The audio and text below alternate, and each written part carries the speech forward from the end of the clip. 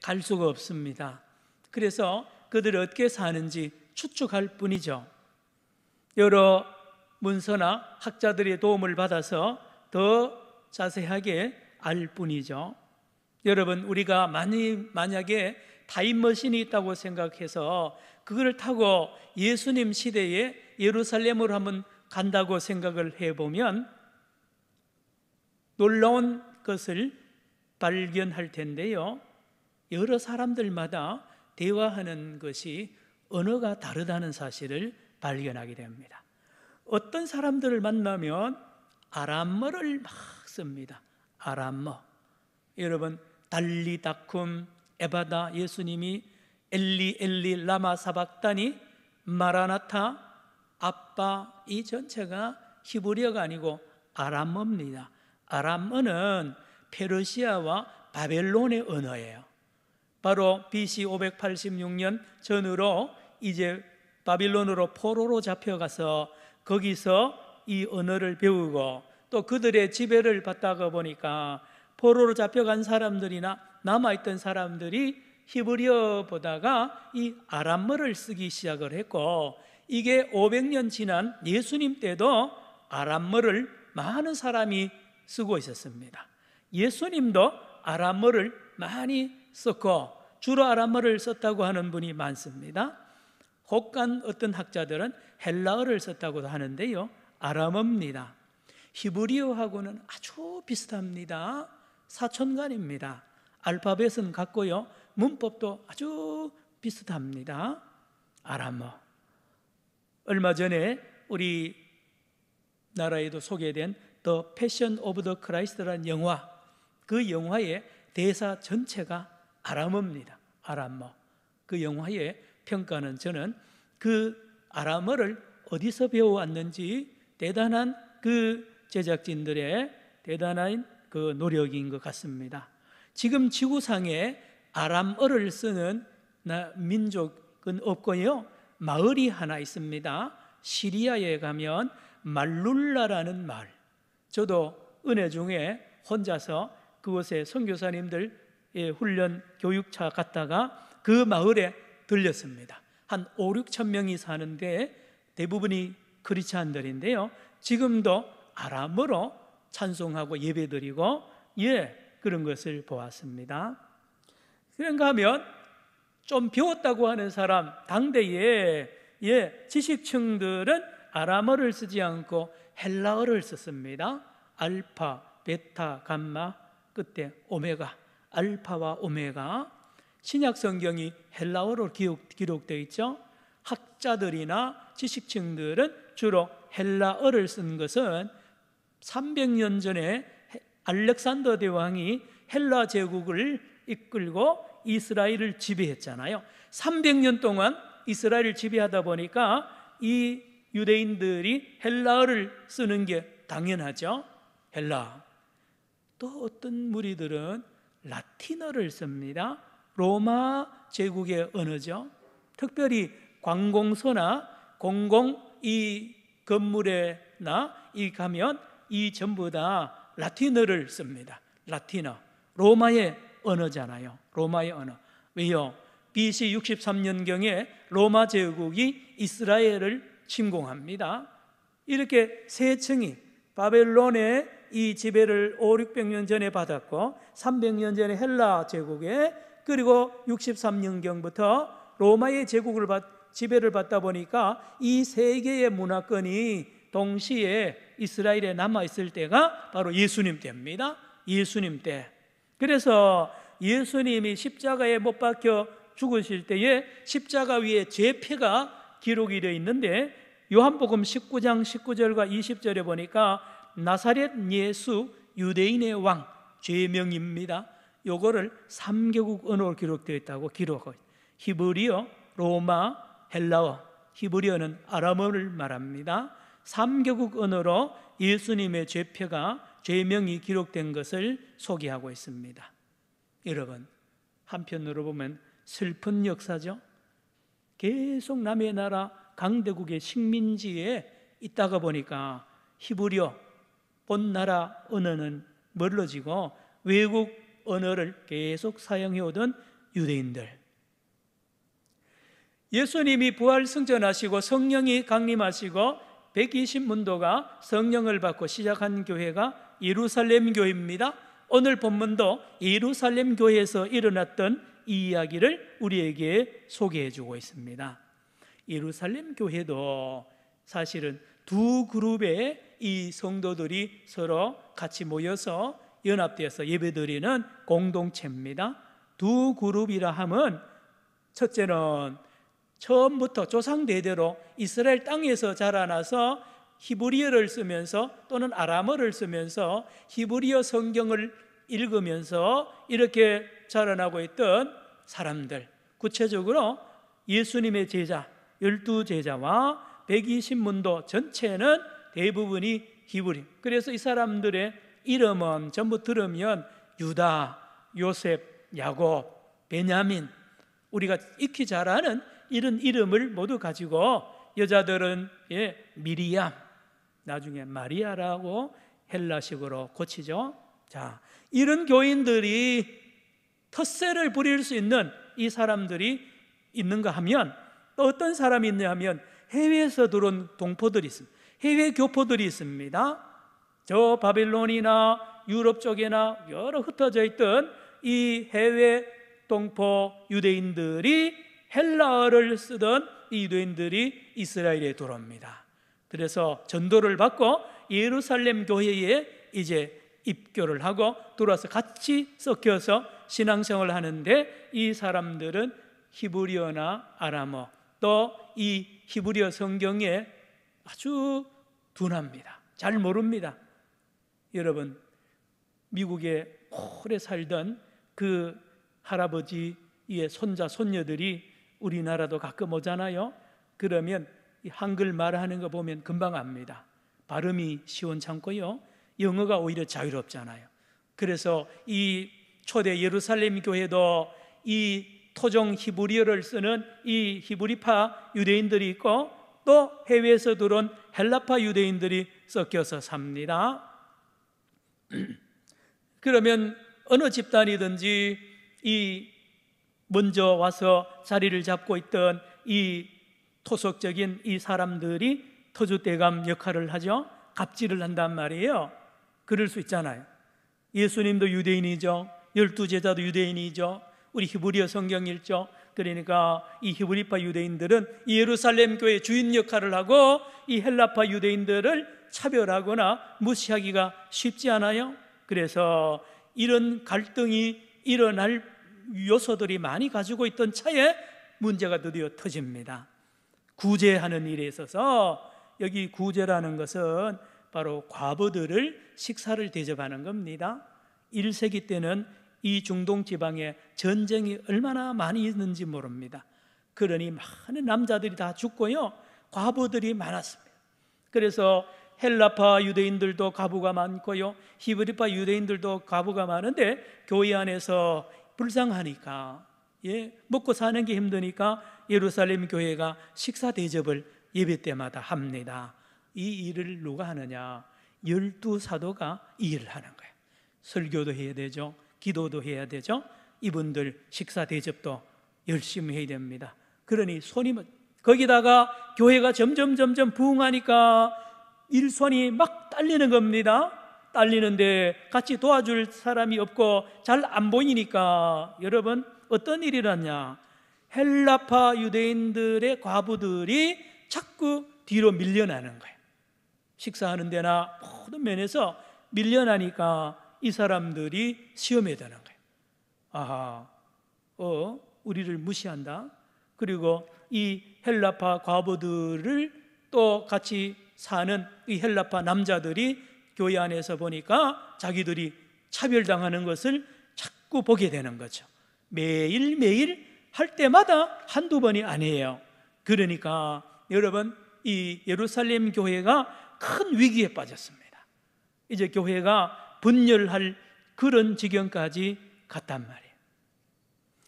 여러분, 우리나라도 정부에서 1차, 2차 코로나19 재난지원금을 배부할 때에 나눠주는데도 기준이 있어야 되고 공평하게 나눠 나눠줘야 됩니다. 잘못 나눠주면 오히려 여론이 분열되고요, 국론이 분열돼 가지고 문제가 생깁니다. 예루살렘 교회도 마찬가지. 이걸 행정력이 뒷받침이 못 되니까 이 교회가 어려움을 당한 거죠. 그래서 사도들이 급하게 회의를 소집했습니다. 전부 제자들 모아놓고 이제 사도들 중심으로 회의를 원인 분석을 한 결과 이런 거예요. 바로 사도들이 이 일 저 일을 다 하는 거예요. 우리 비유로 말하면 사도들이 눈 역할도 하고 코 역할도 하고 입 역할도 하고 손 역할, 발 역할 다 교회의 행정을 몇 사람이 다 하려고 하니까 일손이 딸려서 이런 문제가 생겼다고 진단을 정확하게 하고는 이렇게 말합니다. 여러분, 7명의 집사님들을, 후보자들을 추천해 주세요. 그러면 우리가 그들에게 이 일, 식사 대접하고 봉사일을 맡기고 우리는 기도하고 말씀 전하는 일에 전무하겠습니다 라고 이제 선포를 하니까 모든 교인들이 박수를 치면서 너무 좋은 생각이라고 모두 따라갑니다. 저도 개인적인 간증입니다마는 이번 코로나19 기간에 신방이나 이런 것이 어렵잖아요. 그러다 보니까 제가 전에 보다가 설교 준비하는 시간, 기도하는 시간이 많아졌습니다. 그래서 새로운 경험인데 새벽 기도 늘 설교 준비하고 수요일, 주일 설교 준비하면서 전에 보다가 성경을 더 많이 보게 되고 설교 준비하는 시간을 더 많이 가지게 되어서 참 새로운 경험을 하고 있습니다. 기도도 그렇습니다. 교회의 목회자들은 옛날이나 지금이나 말씀과 기도에 전무하고 나머지 교회 행정이나 모든 일들은 장로님, 권사님, 안수집사님, 재직들이 다 하는 교회가 건강한 교회인데 이 초대 예루살렘 교회가 마침내 이 길로 접어들게 되고 이 길로 이제 교회가 부흥되는 놀라운 말씀이 오늘 기록이 되어 있습니다. 기록이 되어 있습니다. 자, 7명 누구를 추천할 건가 말입니다. 누구를 뽑을 건가? 이게 기준이 있어야 되죠. 우리나라도 일꾼을 구청장도 뽑고 국회의원도 뽑고 대통령도 뽑습니다. 여러분 잘 아시죠? 일꾼입니다. 대통령도 일꾼이고 국회의원도 일꾼이고 구청장도 일꾼입니다. 일꾼. 그런데 세상의 일꾼들을 뽑는 기준은 이렇습니다.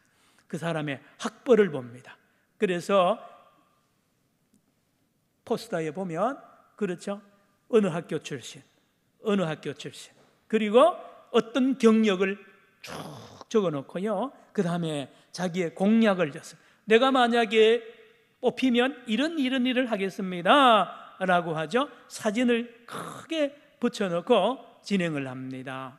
자, 세상의 일꾼이 그러하죠. 그러나 오늘 본문에 보면 이런 기준이 하나도 적용이 안 됩니다. 세상의 일꾼을 뽑는 기준이 하나도 적용이 안 됩니다. 3절을 보시기 바랍니다. 3절, 형제들아 너희 가운데에 뭐요? 성령과 지혜가 뭐요?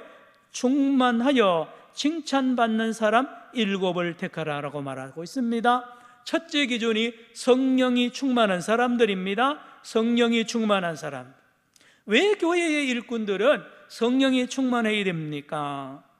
그렇죠. 교회의 일꾼은 사람의 일을 하는 게 아닙니다. 하나님의 일을 하는 겁니다. 하나님의 뜻을 분별을 해야 됩니다. 또요, 자기의 뜻과 자기의 생각을 버려야 됩니다. 자기의 욕심을 다 버려야 됩니다. 성령의 이끌림을 받고 성령의 도구로 성령의 능력을 받아서 일해야 됩니다. 그래서 하나님의 일꾼이 됩니다. 한번 따라합시다. 하나님의 일꾼. 첫째, 성령 충만해야 하나님의 일꾼. 그렇지 않으면 자기 일을 합니다. 자기. 교회 안에서 성령의 일, 하나님의 일이 아니라 자기 계획대로, 자기 생각대로 일하면 이 사람은 교회에 큰 누를 끼치게 되는 거죠. 둘째는 지혜가 충만한 사람입니다. 지혜가 충만. 여기 지혜는 하늘의 지혜를 말합니다. 땅의 지혜나 인간의 지혜 아닙니다. 인간의 지혜, 머리가 빨리 회전이 되고 IQ가 높고 이런 사람들이 교회의 일꾼이 되느냐? 아닙니다. 하늘의 지혜, 위로부터 내려오는 하나님의 신령한 지혜, 세상이 받지 못하는 신령한 지혜를 받아야 하나님의 뜻대로, 하늘의 뜻대로 교회를 섬길 수가 있다는 말씀. 셋째로 칭찬 듣는 사람입니다. 칭찬 듣는 사람.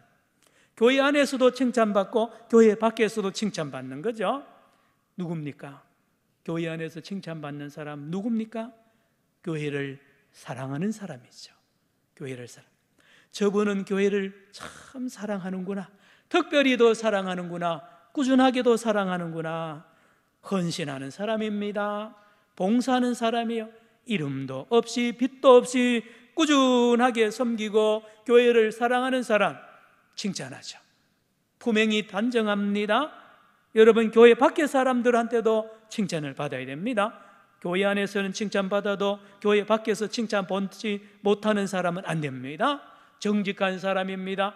회사면 회사에서도 신뢰를 받고요, 성실한 사람, 부부간에도 가정생활도 잘해야 됩니다. 자녀교육도 잘해야 됩니다. 칭찬을, 교회 안팎에서 칭찬받는 사람을 추천하라는 것입니다. 넷째로 믿음이 충만한 자들입니다. 믿음이 뭡니까, 목사님? 여러분, 이렇습니다. 믿음이라 하면 하나님과 이웃과의 관계가 바른 사람을 믿음이 충만하다 그럽니다. 한국 교회는 믿음이 좋다 그러면 막 소리 지르고요, 믿습니다 그러고 막 열심을, 그런 사람이 아닙니다. 성경에서 믿음이 충만한 자들은 하나님과의 관계가 바르고 이웃과의 관계가 바르고 자기 중심이 아니라 하나님 중심, 이웃 중심의 삶을 사는 사람을 믿음이 충만하다고 말합니다. 왜 세상의 기준과 이 교회의 기준이 지도자를, 일꾼을 뽑는데 다르냐 말입니다. 교회는 세상의 일을 하는 것이 아니기 때문에 그렇습니다. 사람의 일을 하는 것이 아니기 때문에, 사람이 주인인 집단이 아닙니다. 기관이 아닙니다. 하나님이 주인이고 하나님의 일을 하는 거룩한 기관이기 때문에 교회는 거룩한 일꾼을 세상과 다르게 뽑아야 됩니다. 그리고 또 하나는, 교회에 나오기 전에, 생전 처음 교회에 나오는 사람들은 이런 생각 가지고 나옵니다. 교회에 나오면 모두 천사들만 모였을 것이라고, 교회 안에. 그래서 너무 거룩거룩하고 모든 면에서도 그런데요, 막상 교회 생활 해보면 어느 교회나 마찬가지인데 별별 사람이 다 있어요. 별별 사람. 모두 독특합니다. 모두 독특해요. 모두 자기 생각이 다 있고요, 말도 많고 탈도 많고 시험도 많고요, 별별 일이 다 일어나는 곳이 교회예요. 왜요? 교회는 전부 왕이잖아요. 예?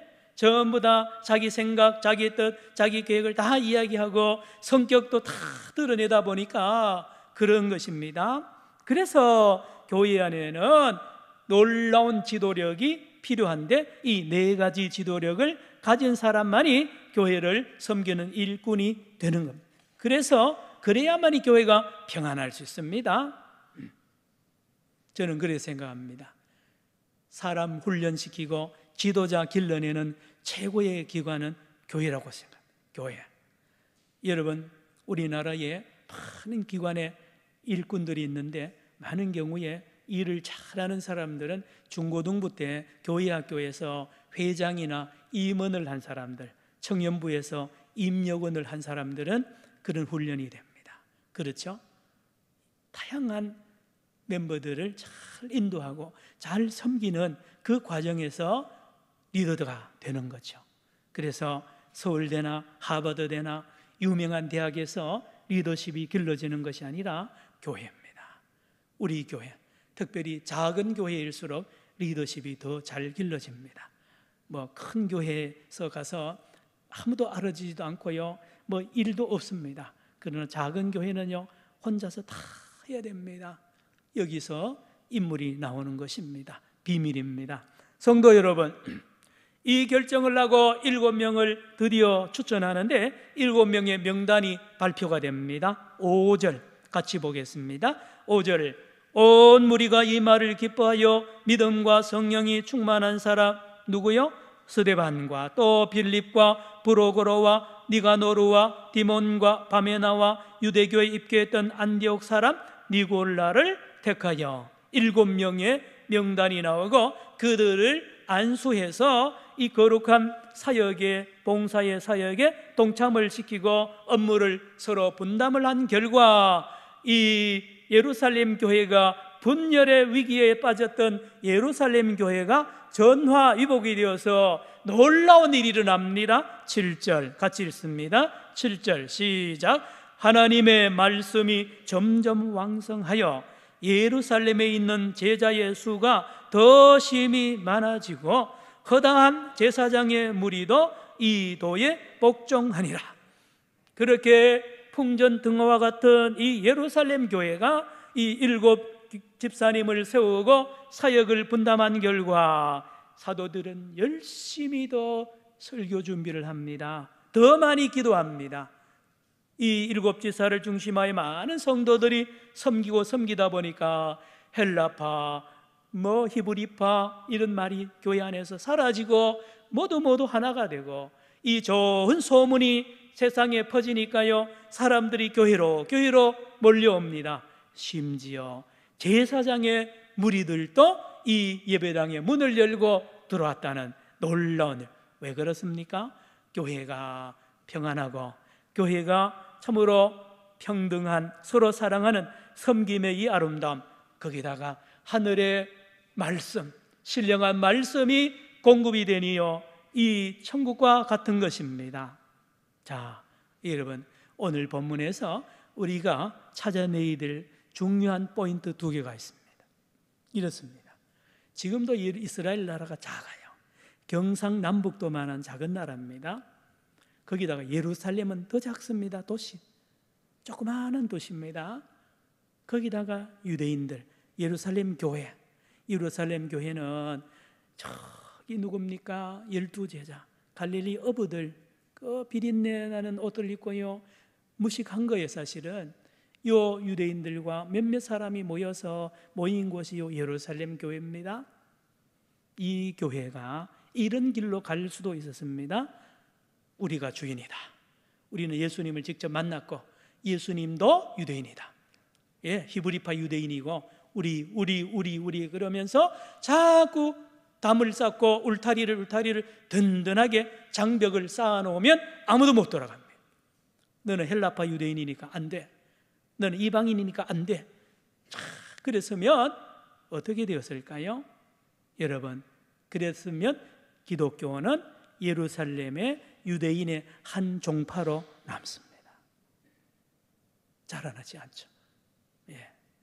우리나라도 여러 종교 중에 보면 이 세계의 담을 못 넘는 종교가 많죠. 이 울타리가 너무 단단하고 높아서 그렇습니다. 여러분, 먼저 5장에 가면, 사도행전 5장에 우리가 굉장히 참 어려운 장면을 맞이하는데, 아나니아와 삽비라라는 이 두 지도자가 교회 안에서 즉사를 하는 이 엄청난 사건이 벌어집니다. 아나니아와 삽비라가 집을 팔아서 헌금을 하다가 이거 얼마를 감춰놓고 거짓말을 하다가 그 자리에서 즉사합니다. 부부간에 시간 차이를 두고 죽는 이 엄청난 사건입니다.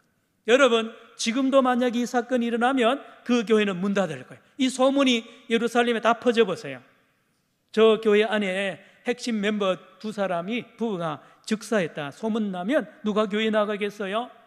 그런데 이 2사람이 성령께서 이렇게 심판하신 이유가 하나가 있습니다. 교회의 생명은 정직성입니다. 따라합시다. 정직성. 정직해야 됩니다. 교회 안에는 지금이나 옛날이나 똑같습니다. 저나 여러분이나 그렇지 않은 교회 지도자든지 모든 멤버들은 항상 정직해야만이 세계를 품을 수 있고 세계 사람들의 신뢰를 얻을 수 있다는 위대한 교훈이 바로 이 사도행전 5장에 일어납니다. 그리고 6장에 들어가서 이 7명의 집사를 뽑는데, 여러분, 우리가 그냥 읽어서는 모르는 비밀이 5장에 있는데요, 5절에 있는데 여기 7명 이름이 쭉 나옵니다. 빌립, 브로고로 쭉쭉쭉 니골라까지 7명 다 우리는 구별이 안 되죠. 그러나 유대인들은 이름 들으면 다 합니다. 전부 7명 다가 헬라파 유대인들입니다. 헬라파 유대인들이 소외당해가지고 시험에 들었잖아요. 그러면 선거를 하면 반반이 나오든지 아니면 3명, 4명 나올 거 아니에요. 그런데 투표하고 추천했던 히브리파 유대인들이 전부 다 양보합니다. 다 헬라파 집사님들을 다 100% 추천을 해가지고 집사로 세우고 그들을 섬기도 그들이 교회를 섬기는 기회를 주고 자기들은 뒤로 물러난 거예요. 여러분, 이거 누구한테 배웠습니까? 예수님께 배웠죠. 예수님이 하나님의 본체시나 하나님의 자리를 버리시고 이 땅에 오셔서 섬기신 그 예수님의 제자. 사랑하는 성도 여러분, 이렇습니다. 복음이 예루살렘과 온 유대와 사마리아와 땅끝까지 이르려면 정직성을 가져야 되고 포용성과 섬김의 정신이 있지 않으면 그렇게 세계를 품을 수가 없는 거예요. 한국교회도 언제부턴가 이 담이 점점 높아져서 밖의 사람에 대하여 여러 가지로 담을 쌓는 경향이 적지 않습니다. 성도 여러분, 우리 부산 산정형 교회가 다음 주일 25일부터 이제 항종직 선거에 들어갑니다. 장로님 3분, 안수집사님 3분, 권사님 5분을 이제 두고 저와 여러분 모두 기도하고 있는데, 교회의 일꾼을 뽑는 일을 큰 이 일을 앞두고 기도할 줄로 압니다. 잘 들으셔야 됩니다. 이렇습니다. 안수집사, 장로, 권사로 선출된 사람은 사실 힘든 길을 가는 거죠. 여러분, 교회의 기둥 그러는데요, 기둥 보세요. 기둥은요, 하루 종일 평생 동안 어마어마한 하중을 받습니다. 지붕 전체가 요 기둥에게 다 힘을 받게 만들어서요, 기둥이 힘이 듭니다. 유지하기가. 이게 기둥입니다. 여러분, 교회의 항존직분, 안수집사, 권사, 장로는 기둥이라 그러는데 교회의 모든 것을 책임져야 됩니다. 헌금도, 예산도 책임지고 행정도 책임지고요, 교회 시설도 전부 책임을 져야 됩니다. 힘드는 거야. 그러므로 이분들이 임직식을 할 때는 교회에서 그들에게 양복을 맞춰주거나 한복을 맞춰줘야 됩니다. 우리 장로님들하고 이제 의논을 하겠습니다.